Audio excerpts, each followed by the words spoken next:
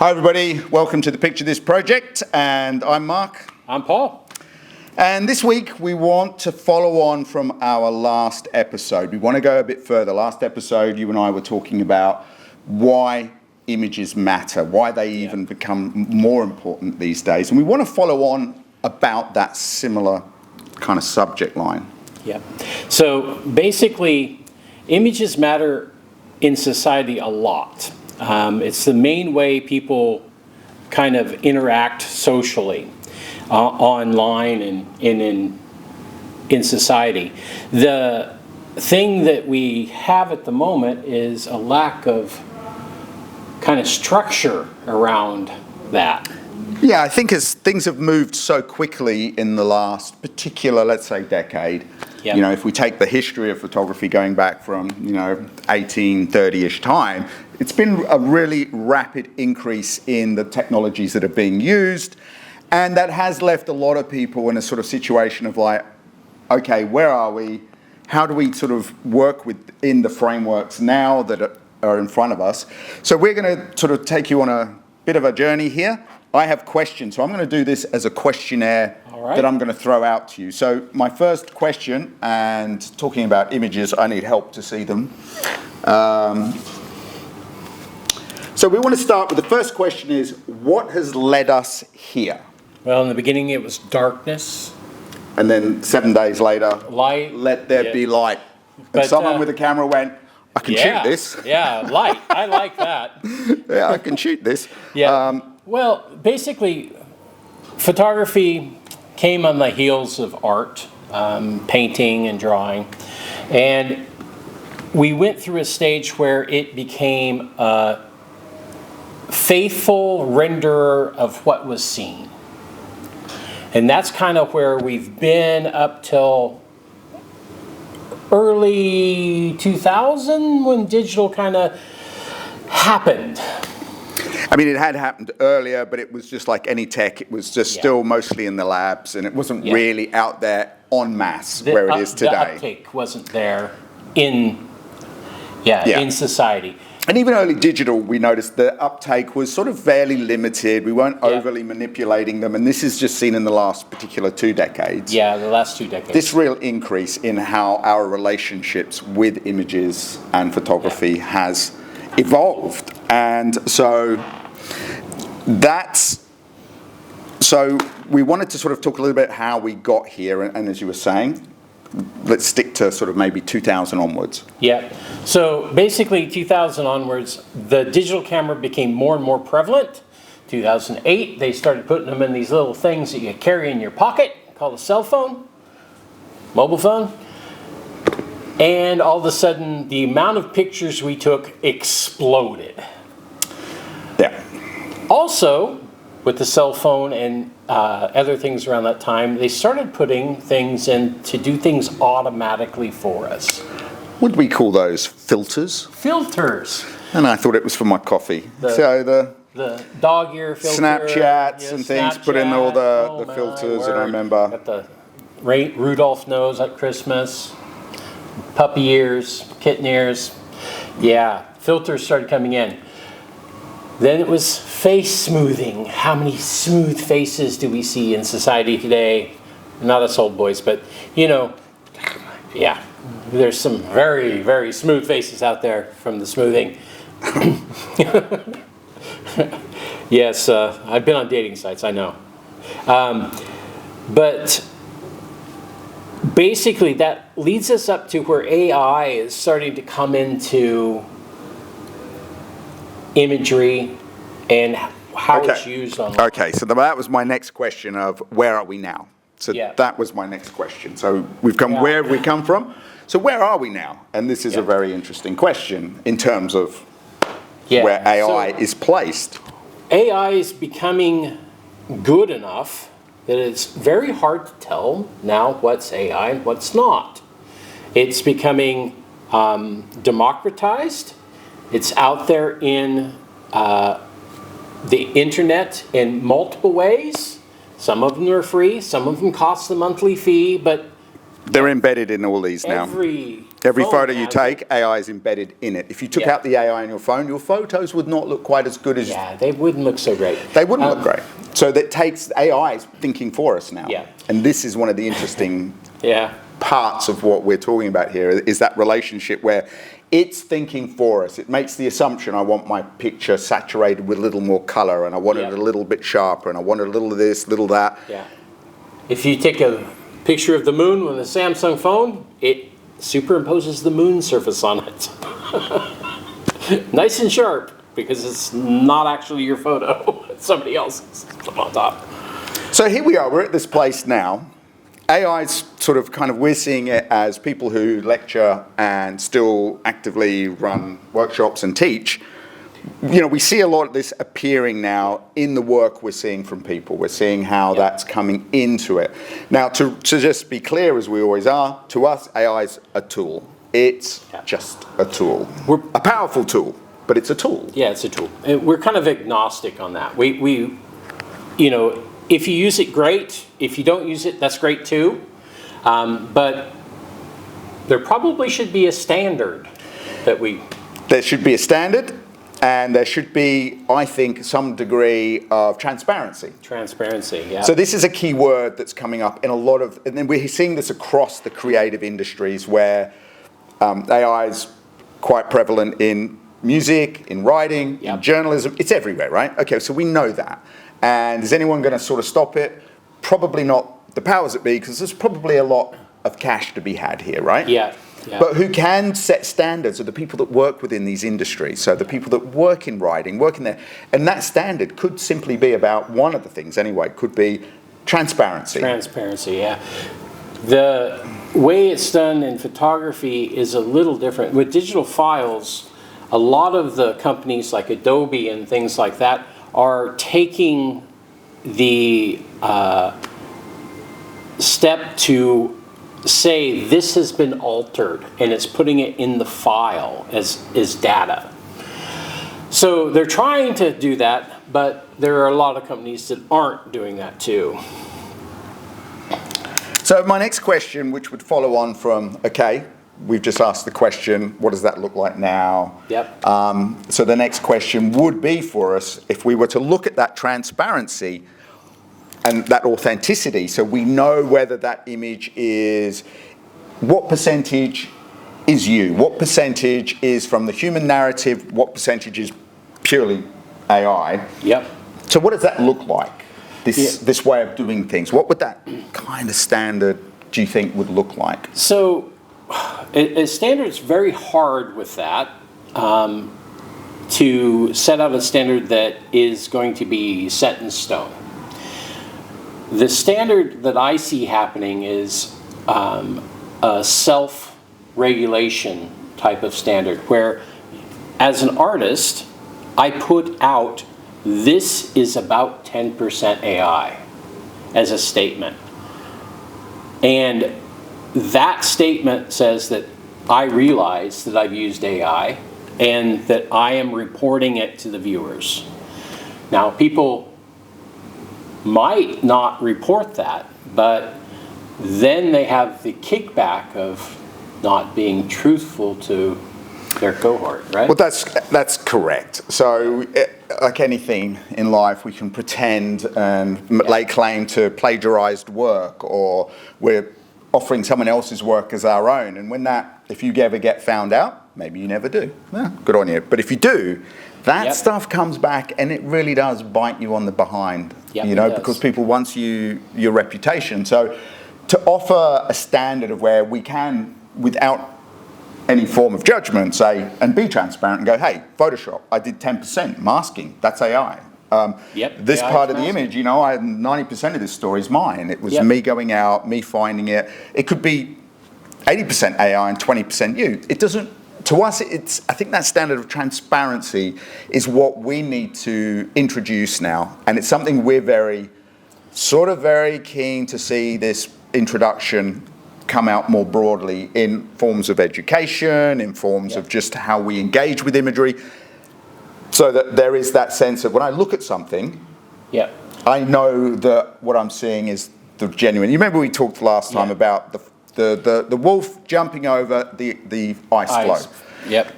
The difference for me is if I had seen that image and someone tried to pretend that they did that, even though they produced it on AI, I mean, after that, if you find out, I'd never be interested in that person's work again. Probably not interested, right? Wouldn't be interested in their work again. Yeah. So if they're upfront with it and say, look, I've put the wolf in, you know, I shot the iceberg, but I put the wolf in. You go, Sure. Okay, well, sure. It took skill to get out there and get that shot of the ice. That's great. Putting a wolf in? Yeah, okay, artistic. Yeah, that's your call. Yeah, it's your call. That's your call. And so other people can enjoy that if they're still, and that allows us all to individually enjoy whatever someone produces. But it just comes back to that element of the authenticity and transparency should be a standard that we're all beginning to look towards. Yes. So the other way to look at authenticity is being able to track the process. So I can see a point where the picture is the outcome. But instead of the outcome, people are publishing the journey from where they were to that final picture. Where might they find such a place? Well, maybe at the Picture This project. Picture This project, where we're developing the app that allows for us to watch, view, engage with someone's journey of their creative processes. Yeah. How do you know it's real? Because you watch them every step of the way do it. Yeah. Yeah.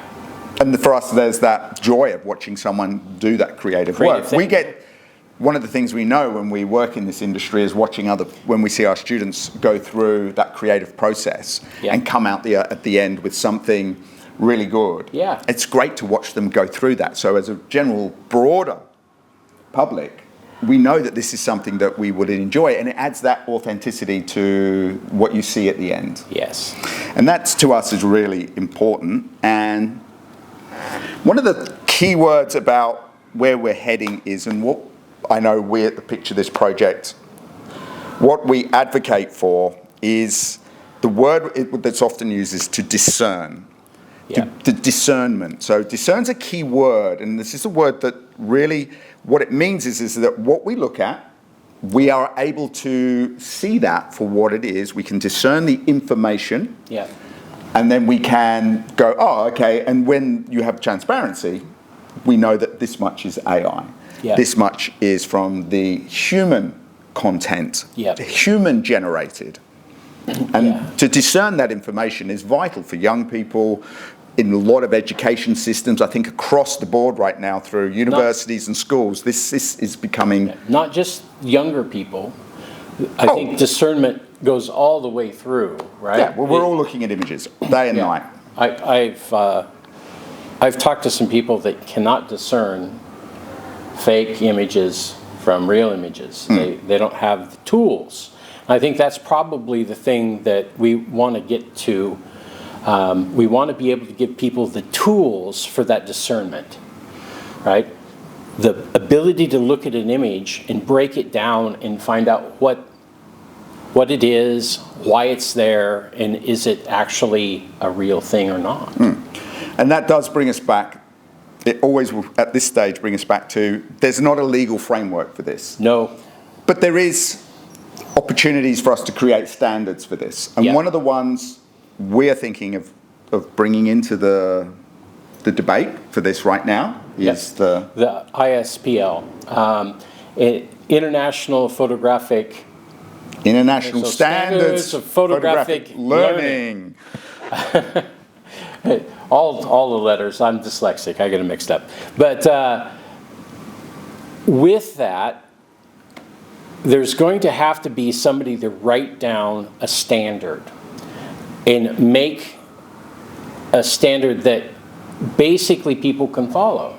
And I think we can do that. And part of that standard is not necessarily about the technical things per se. It's a standard of understanding, of interpreting information. Ours is a visual world, so it's that standard of visual information, how we deliver that visual information to others, and how we share that information. So we believe that this is sort of a real key moment for our time now to have these kind of standards so that we know that what we're looking, we can discern information. Yeah. The idea that that we need to discern this is kind of new, but there are tools that we can use for that. And basically, it's education, right? People need to learn the tools to have the discernment. Yeah, absolutely. And we were talking as well about, we use this way of looking at how images are generated even from the days of film, which was the aesthetic, stylistic, conceptual. Yeah. And sort of, if you look at that in where we are today, you know, the stylistic, or the aesthetic was its purest form of information. What was there. It's what's there, it's what exists without us doing anything to it, right? Nothing. So you have that kind of information. Yep. We look at now when we talk of conceptual. Conceptual's now really where AI is, isn't it? Yeah, it's just a total concept and how we prompt and what we generate. You prompt the concept, it develops the concept out for you as an image. Can you make me look like Jesus? I probably could if... A nice image of me. Maybe I'm just touching your head and healing you. I've seen that photo. Have you seen that somewhere? Yeah. So that's what we mean by conceptual. It's kind of crazy conceptual, but it's conceptual. Yeah. And not with a serviceman above you, with Megatron. Oh, yes. Yeah. That's right. That's right, up there. But this is the world we're going. So this information's out there. So the ISPL, International Standards of Photographic Learning. The learning, we like this concept because it's broader in terms of who and how we can apply this, but at its heart is this idea that part of this is about creating authenticity, transparency within the image world. So it's not against one or the other, as you say, we're fairly ambivalent about which way you want to go, but what we do need now is we do need a standard of that transparency of what we see. We can discern that information. We can use it. The next generation can figure out how to learn and do it. Current industries can have this standard. So this is where we're kind of at right now, isn't it? Yeah. And a lot of other organizations are doing this. We were reading about some in journalism where they're saying, hey, this is human content, just to let you know. So you can put it out there to show that the human content. What was the great word? Provenance. Provenance, yeah. You got to show provenance from where the thing came from. And that's kind of what we're trying to do is with the Picture Lit project is you get provenance. You get to see the journey to the final thing. Yeah, the human story. The human story. And that story can use whatever tools. You use a filter and I use a bit of AI, but it's that thing of knowing. Yep. And we want to kind of make sure this is what we have to do in our particular industries. I think across the board, there's no point freaking out about AI because it's here, it's a tool, powerful, but what can we do? And these are the things that we can do. These are some of the things that we can do and we are doing. So I don't know if you want to wrap it. That's just, we wanted to really introduce this. Yep, that's something that, we wanted to introduce it. We also wanted to kind of foreshadow a framework of ways of looking at images. And also training for the looking at images because people can't do this by themselves. No. They need to be trained on how to discern what an image is. Well, partly what Paul and I do for the Picture This project, we do a thing called Train the Trainer. Yeah. So part of what we do is to train the next group of people to be able to go out, talk about imagery, deliver it. And even when we do film, it's funny, you think film, it's kind of going, oh, you're showing us this old way of doing things. It's actually, no.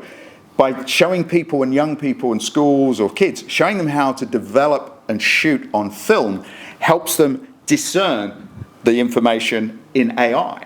Yeah. If you just show them AI and say, we'll teach you about AI, they've got no reference point. And this is often with history, with how we learn. So we do the film workshops for the experience, but also because that is a way to give you a reference point. So people have a reference point of going, oh, so we generated images like this. Now we can generate images over here in terms of AI. That's empowering. that is empowering to give that information to people. So Yes. it's not just like, oh, we're doing film because it's fun. Yeah, it is fun. But there's a deep reason for it. There's a deep meaning to why we want to do that. And Yep. Train the Trainer is getting people to be able to do that as well, to go into schools, universities, help people where we can give this information. Yes. Yeah, I think that's, Did I just wrap it up? you wrapped it up. Oh man, that's Amazing. Okay, so this one was just sort of a shorter podcast. We wanted Yep. to get out, and we wanted to start getting people who are interested. If you are interested in what we're doing, if you're interested in this idea of international standards of professional learning anywhere in the world, this is a global idea, and it will be a global movement. Please comment. Send us your thoughts. We can do far more together if we've got this, again, information of what others are thinking about this idea, of this standard of learning and sharing information, visual for us. We want to consult with anybody that's interested. We want your opinion, your advice, your knowledge. We've been doing this a long time, and we have Can't ideas. tell, but you know, it's not so obvious. smooth. Get that filter out. Yeah, can you put that filter on there put for that me? filter on, I And think. can you put a little colour back in here for me? 'Cause Yeah, this is yeah. a little colour, man. That's- It's yeah. just like, but yes, please, guys. Yeah. Let's try and share this. If you know someone as well who might be interested in this, please share this, and then they might want to send us a comment. We're trying to create this international community. We all, I think, are invested.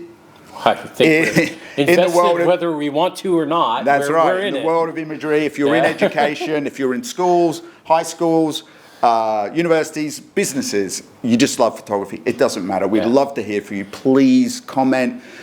Let us know what your thoughts are. We'll get back to you, and let's keep this momentum going where it's happening in other industries where we're going to take back a little bit of our own autonomy. I think our own storytelling, our own providence.